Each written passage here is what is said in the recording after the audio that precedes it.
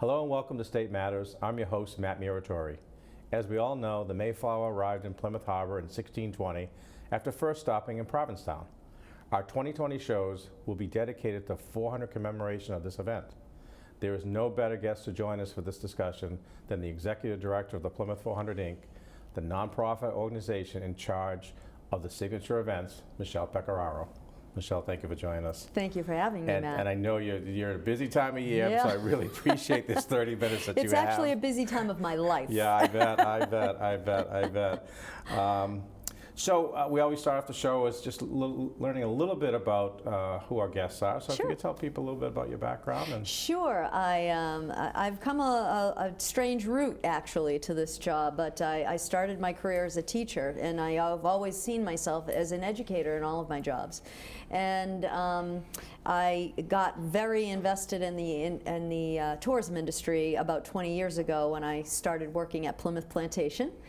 it seems like anybody in the tourism industry has worked at Plymouth Plantation at one time or another. It's a great training ground. What did you do there?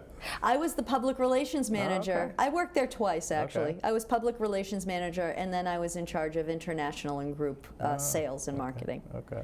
Yeah, so I did that. I went on to work for the Cape Cod Chamber of Commerce. They are a regional tourism council here in the state.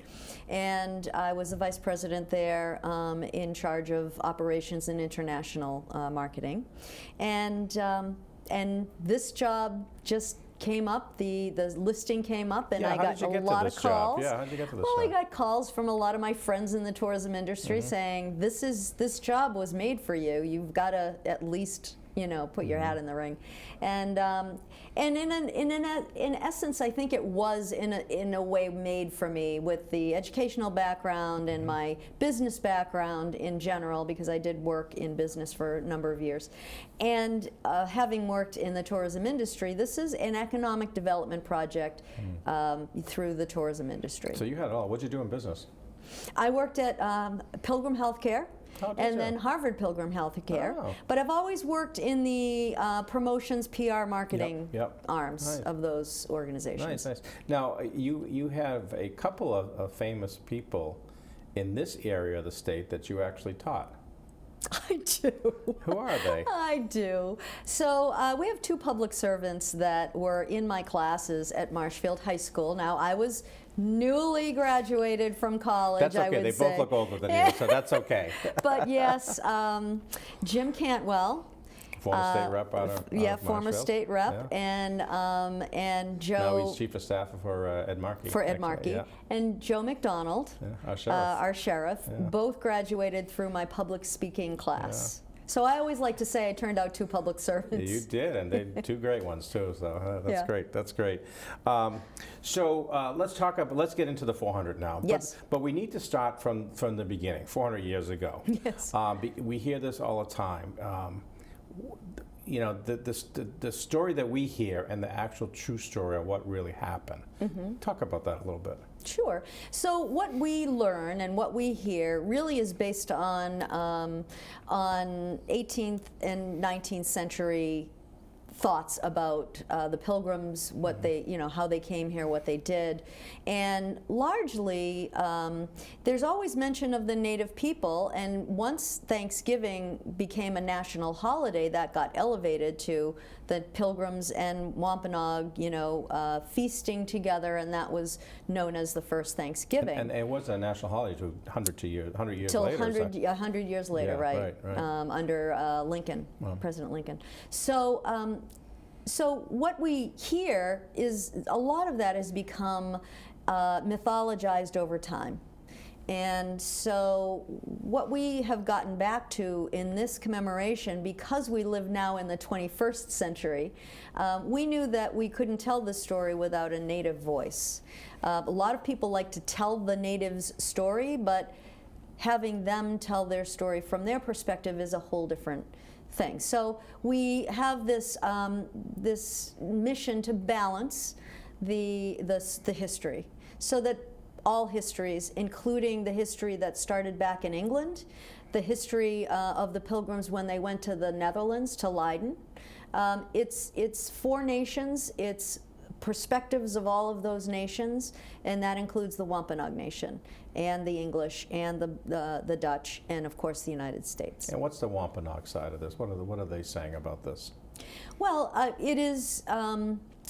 It's well known that 50 years ago we had an incident where a Wampanoag person was censored and could not say what he was asked to do a speech, and he could not say that speech because the group that hired him basically to say the speech said, no, you can't say that. It was a very eloquent speech, but it did address the fact that, you know, the coming of Mayflower to them was symbolized sort of the beginning of a very horrible time for Native Americans across the country, and continued, you know, for centuries, actually. And so their main objective, especially the Wampanoag people, is to say, we are still here. We were not decimated. Yes, we were weakened by plague. We lost a lot of our people, but we're still here. And our culture is still here and coming back and thriving. So that's an important thing for us to support. But that is not to the detriment or in any way to disparage our Pilgrim forefathers and mothers and children who all came here for a better life. They came here on a rickety ship, and they came here at a time of year that was, you know, not a good time to land. But they came here with their families. They were the first colony to come with their families, and they came here for a better life. And if you can't relate to the Pilgrim story, then we all have to look at where we all came from and our ancestors came from. The first immigrants. They were kind of the first immigrants, and we can relate to that as people who came from immigrants as well. Right. So you explain why the Wampanoags are involved. It makes a lot of sense, and you always talk about the four-nation commemoration.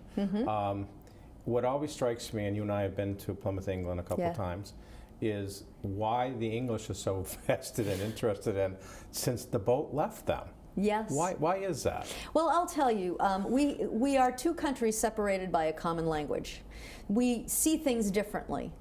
And they see this, especially Plymouth, England, which does not get, or up until now, had not gotten a lot of tourism, because London and the central part of England kind of sucked that all up. So now, nationally over there, they have their tourism organizations all looking at spreading the wealth. And so they're looking at this as a moment that they can get international visitation as well as national visitation. It's a beautiful part of the country. To Plymouth, England, and it's gorgeous. It's got a huge naval a naval base there, and one of our naval attaches from the U.S. is stationed in Plymouth, England. So we have a lot of ties. And of course, during for D-Day, during World War II, 60,000 troops were hidden in Plymouth, England, and they were deployed to help to fight the war. Now the geography is similar. Plymouth is Plymouth, England, is on the coast like Plymouth, Mass, but the population is so much greater. It's something like 300,000 people. It's 300,000. Yeah. It's a large city. Yeah, but they see this as an economic driver for the. They absolutely do, and they have so much history that it's easy to kind of pluck this out of that and say, gee, we haven't paid much attention to this, so it almost is, it's new. It's something old that's new again. And so they're using this as a platform to build tourism in that southwest corner of England, and at other places. All the places where the Pilgrims walked, lived, worshipped, they have a trail over there that people can drive to see all those sites.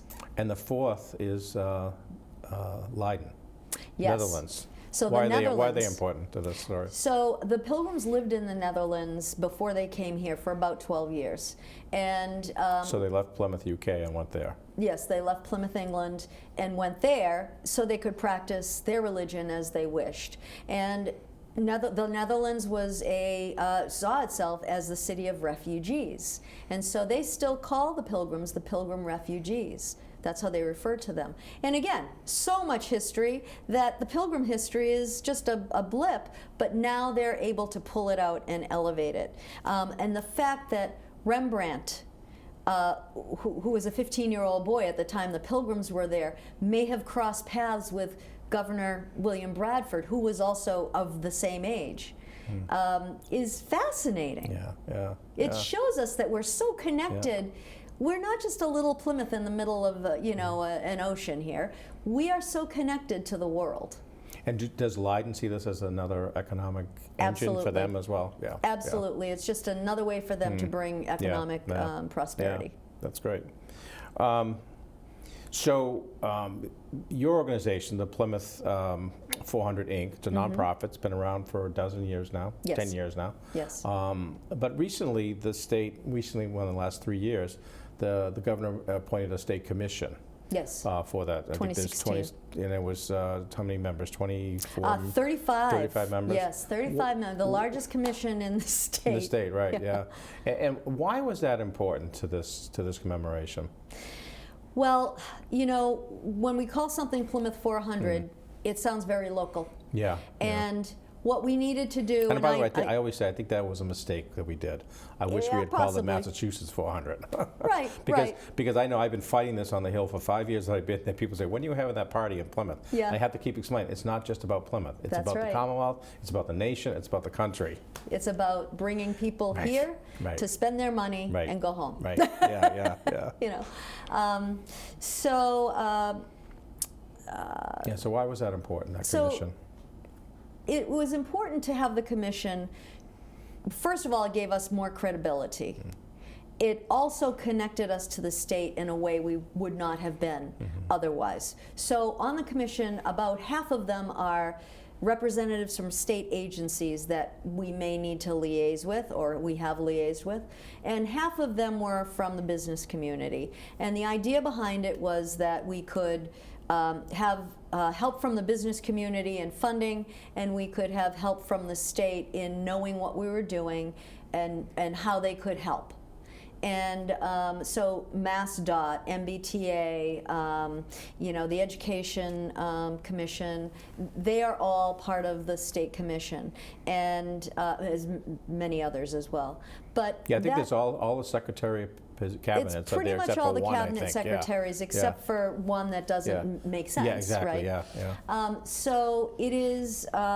It was very important for the state to support, to show that this was important to them, and for us to be able to access those state agencies. Yeah, and you mentioned funding too. So how did the funding help with all this? Well, we actually had some business people on there that have introduced us either to their own companies or to others in other companies, and so we've gotten, for example, our Eastern Bank sponsorship came through one of our commission members who opened the door to an introduction to the president, the CEO of Eastern Bank, because he was friendly with him and knew him. And then we carried that on with Terry Murray, who sits on the board of Eastern Bank as well, and was able to just support. And so one of our commissioners helped us with that. And several commissioners have been helpful in pointing out, for example, Stop and Shop. We got that meeting through a commissioner as well. Speaking of the former Senate President Terry Murray, yes, she was actually the first to really start this whole funding from the state, probably 8-9 years ago, by getting incremental amounts of money in the budget for your organization. That's correct. We started receiving state earmark funding in 2012.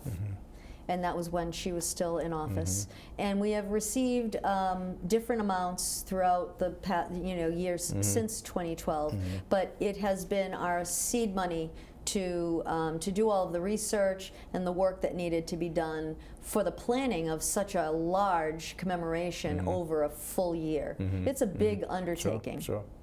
And I think the other thing, and you and I have talked about this before, some of the other larger amounts of money that came through from the state had to do, because of the state commission, because of the 400, all this grant money for mass works That's and correct. roads and all this other stuff that we've done. It's something like $19 million, Yeah. 14 million also from the feds for From the the dredging federal. and all that. So I think we've been able to use this to actually, to our benefit, as a reason why we need the money. Right.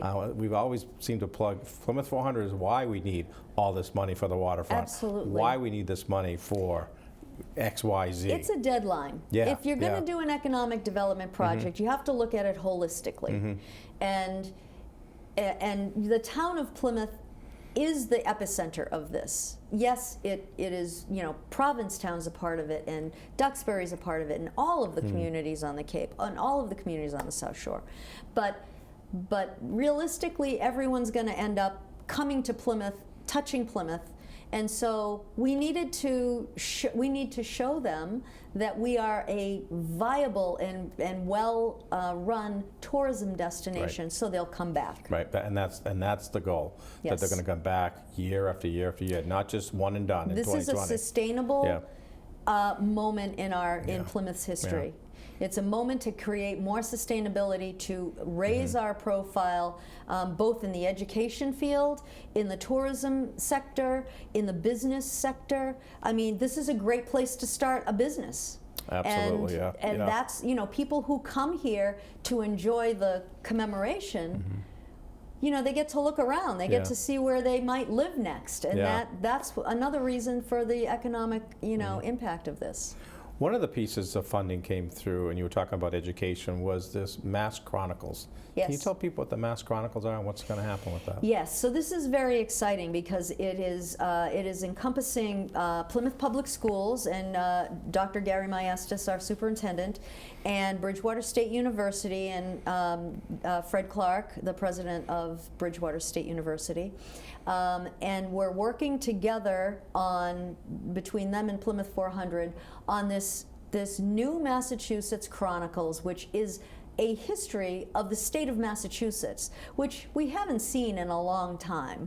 And so this is a more updated version of that, and it is for school children from about 3rd grade to about 8th grade. It is a timeline. It is a book of information on how the state has evolved. And it starts with Plymouth.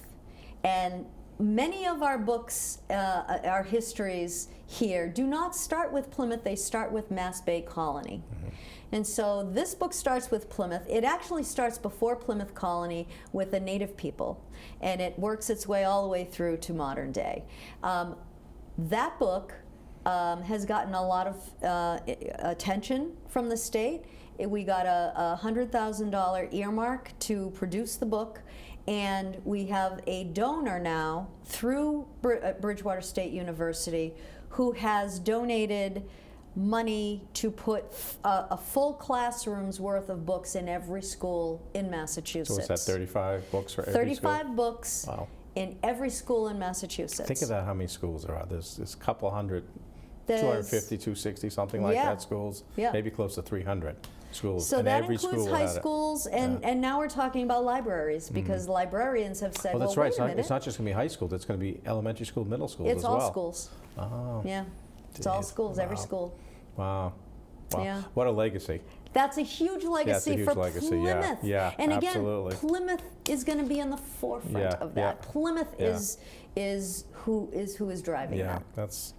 that's a great legacy. Let's talk about what you've been working on for a while now, and your team. You got a great team. I have a great Yeah, team, they're wonderful. small and mighty. Yeah, yeah, absolutely. The signature events. Yes. There are 7 signature events. Let's start talking about those. Sure. Well, Particularly opening, one coming up. Yeah. Opening ceremony is right on our heels, April 24th. It is the Friday of April vacation week, just so everybody knows. And the town will be buzzing that day.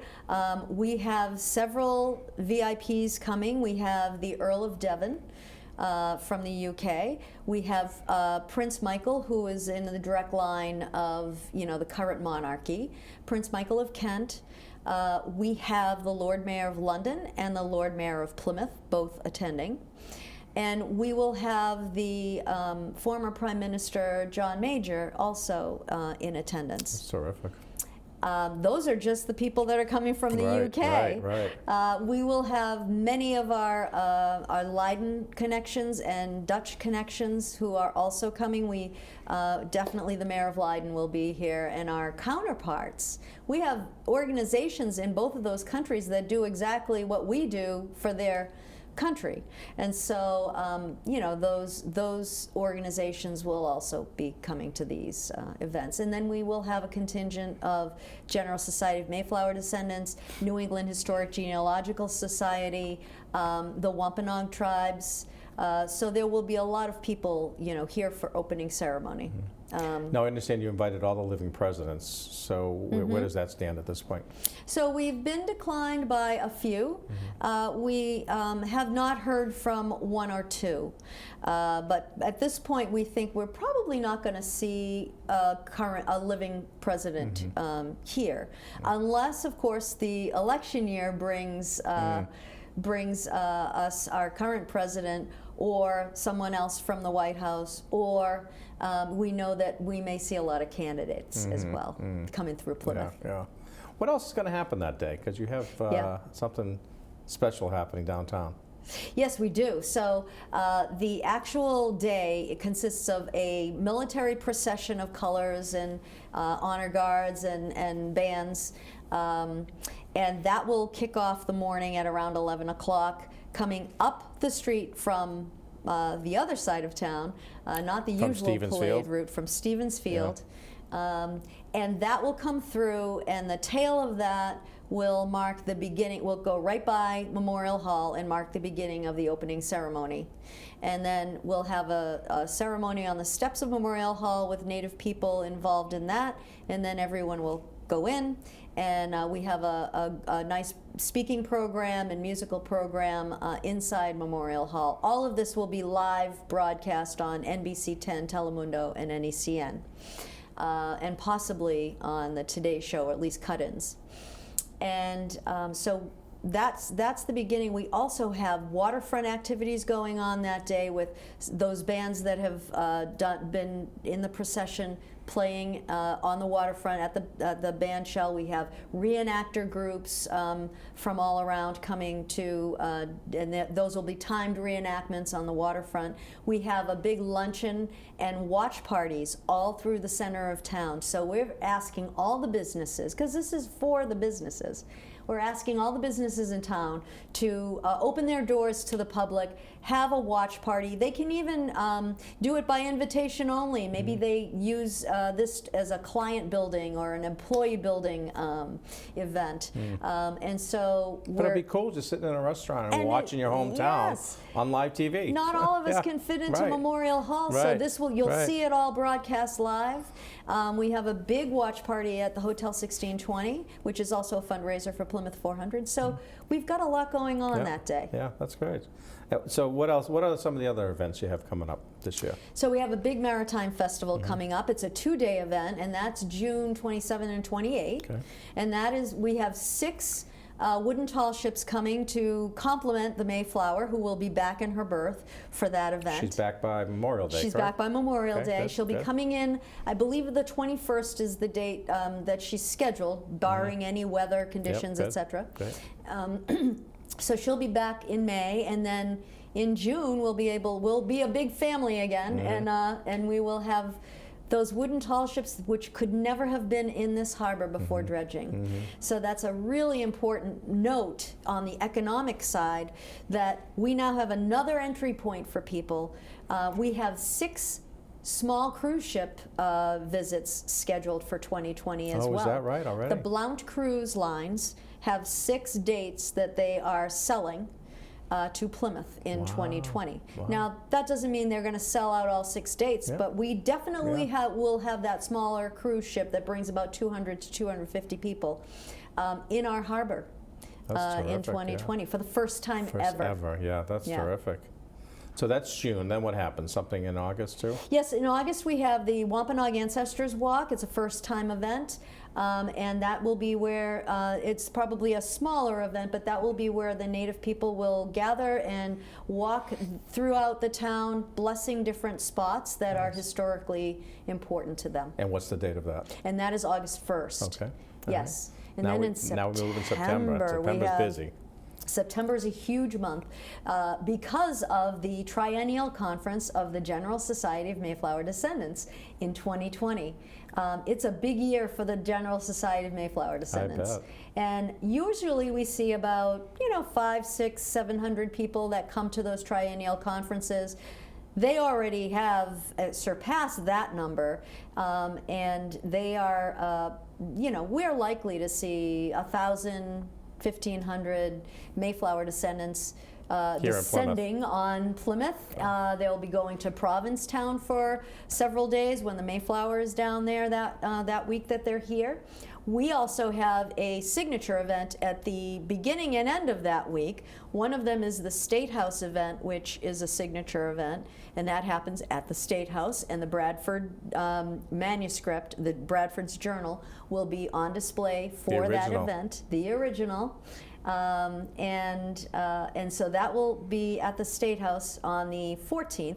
And then on the 19th, we have a multicultural festival here in Plymouth, and we are currently considering moving that location, and that will be announced later. But we have a multicultural festival. But it'll be in Plymouth, though. It'll be in Plymouth. Okay.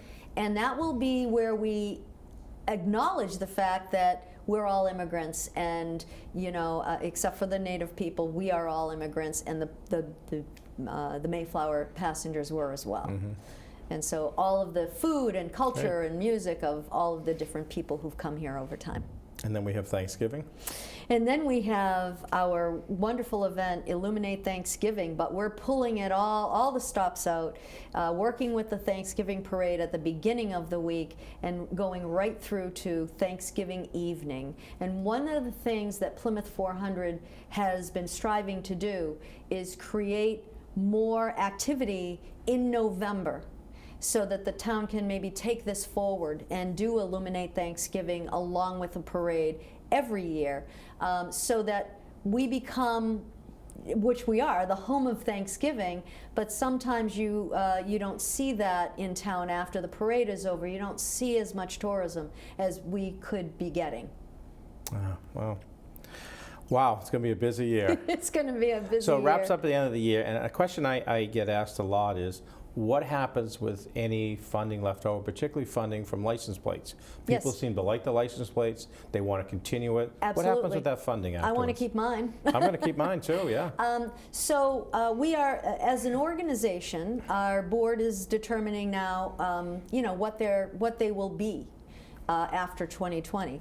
And so we're working with our executive committee currently to put together some suggestions, some ways that we can either take some of the funding that's left over and donate it to a foundation, or become a foundation ourselves, or just keep a very small board of directors, 5 people, who just manage that bank account for future commemorations. That's great. Plymouth is never going to stop, commemorating and celebrating its anniversaries. Yeah. Michele, thank you so much for coming on. Thank you for all you're doing. Really appreciate that. Looking forward to a great year. We hope you found this show very informative. Invite you to check out the Plymouth 400 Facebook page, Twitter, and the website for all the great events happening this year. Thanks again to the folks here at PAC TV, Ben and Keith, and to you, our viewers, for watching. We'll see you next time on State Matters.